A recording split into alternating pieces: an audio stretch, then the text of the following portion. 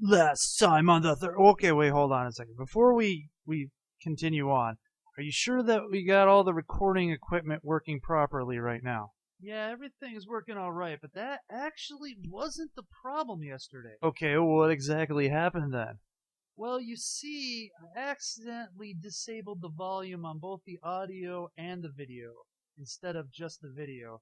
And by the time I figured it out, it was way too late. Okay, so, but we're gonna make sure it's working this time, right? Oh yeah, no problems this time. Okay.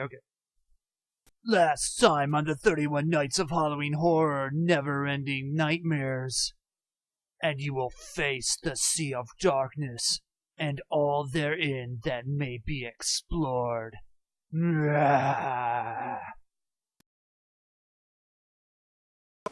Hello everybody, and welcome back to another episode of the 31 Nights of Halloween Horror Never-Ending Nightmares. Yes, episode 28, we are almost done. Only 3 more episodes left after tonight.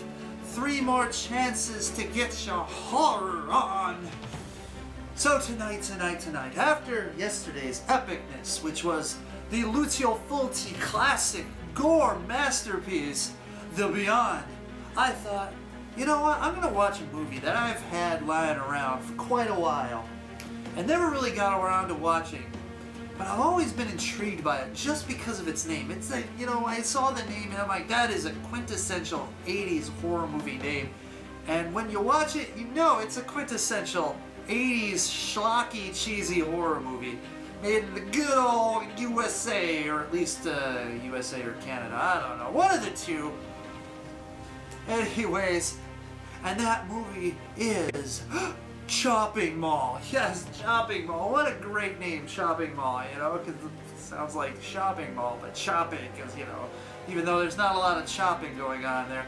So what's the movie about?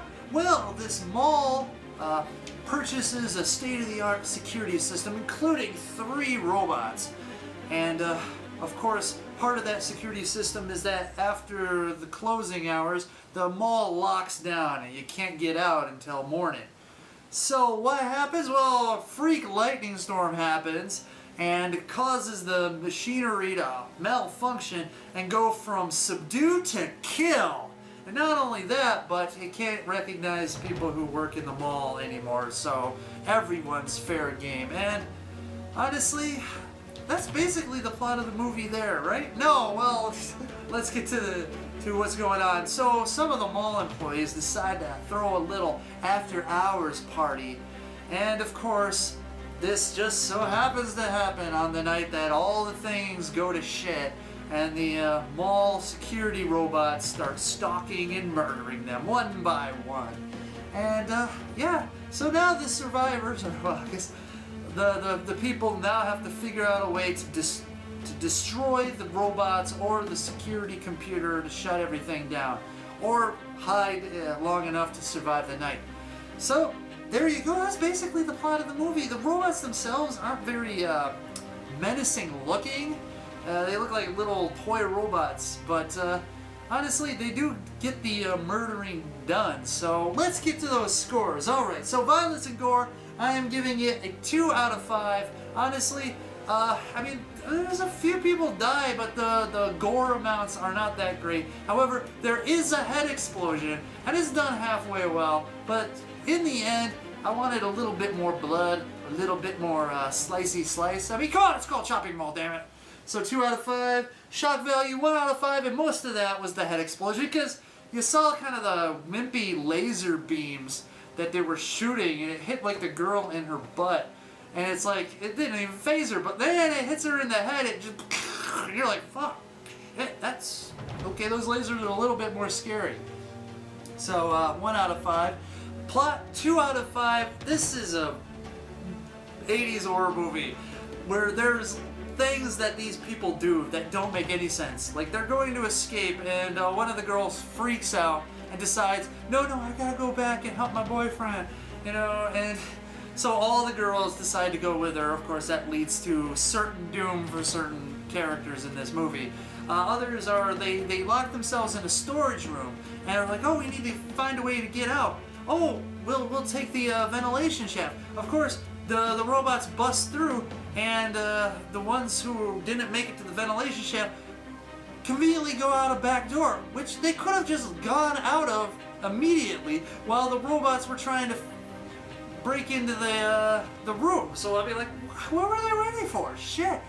I mean, it's other stuff like that too, is just the kind of things that go, okay, you're just not making much sense. But other than that, you know, it's alright, but 2 out of 5, just because of some of the stupid moments that are going on. Plus the fact that a paint store is going to explode because of some oil-based paint and some thinner. Yeah, I guess, I don't know, but I digress. Let's get to acting. I'm giving it a 2.5 out of 5. Honestly, some cheesiness, some good acting. I mean, they had some recognizable actors in this movie, but all in all, I say it was pretty average. 2.5 out of 5. Nudity. I'm giving it a 1 out of 5. I guess you see some, but it seems pretty short and doesn't last too long, which is the same thing as saying it's short. You know what I mean. So, but hey, at least they did it, because you know it's 80s and it's a horror movie, and they would have gone to jail if they didn't do it, right? So that leaves me to the enjoyment factor, which I give it a solid 3 out of 5. It's just one of those fun movies that is ridiculous in almost every aspect. The robots have these almost RoboCop feeling names. Someone drops the Klaatu Verata Nictero bomb. I mean, I heard him say that. I had to pause it, rewind, and check it out again. I'm like, what? Seriously, did this come out before Army of Darkness? I think it did. So, man, kudos. But all in all, the sort of cyber soundtrack from the 80s heavy synthesizer and the cheesy effects honestly kind of just gives you that sort of guilty pleasure feeling all through it. But it's got a quick pace. It's about an hour and 15 minutes long, and really the only slow part was getting past the first act where they were sort of introducing the characters, but that wasn't very long at all, and you just get right into the mayhem. So, you know, I think it's a solid effort, though my overall impression is going to only give it a 2.5 out of 5, because honestly, with not as much gore, the special effects were okay at times, and the stupidity of the characters, really, it's an average horror movie when it all comes down to it. But sometimes, you know, you just like to sit back and try not to overanalyze it, as I almost like burped right there for something. I'm so sorry. So that averages out to a 2 out of 5. Chopping Mall. There you have it. A quick review for a quick movie. You know, and hopefully it gets in there, does the job, and then leaves you wanting a cigarette. What? I don't know what you're talking about. Anyways, oh man, cigarette vending machines. That was in the movie. I was just going like, man, there used to be a time, people, where there were vending machines for cigarettes. Literally. They had no way of checking your ID. It's crazy. Crazy. I know. Why didn't we ever have alcohol vending machines? I know in Japan they had alcohol vending machines. That was great, man. It's like, I need a beer. Click, click, click. Boom. Wait for it to settle though, man. Otherwise you all over. Anyways, so there you have it. Chopping Mall. I don't think like a under the radar type of 80s movie, but I think it does the job. You're looking for something fun to watch this Halloween that doesn't have too much gore, because I know there's some people out there who really get grossed out by that stuff. So, you know, except for the head explosion, really there's not too much going on. I mean, it is violent, people are dying, you know, and there's a, you know, head slice throat thing going on, but other than that, you know, it's just, you know, a fun 80s movie to cheese out, have a little party, have it playing in the background, you know. Bam, bam, bam. Fun, fun, fun. So anyways, I guess I've kind of just drawn this out a little bit longer than I should. But yeah, I'm going to enjoy my day off tomorrow and sleep in for a bit and try to make it an early night, even though it's about 7:45 and it's going to take like 2 hours to get the videos all edited and stuff, because it's just the way it goes.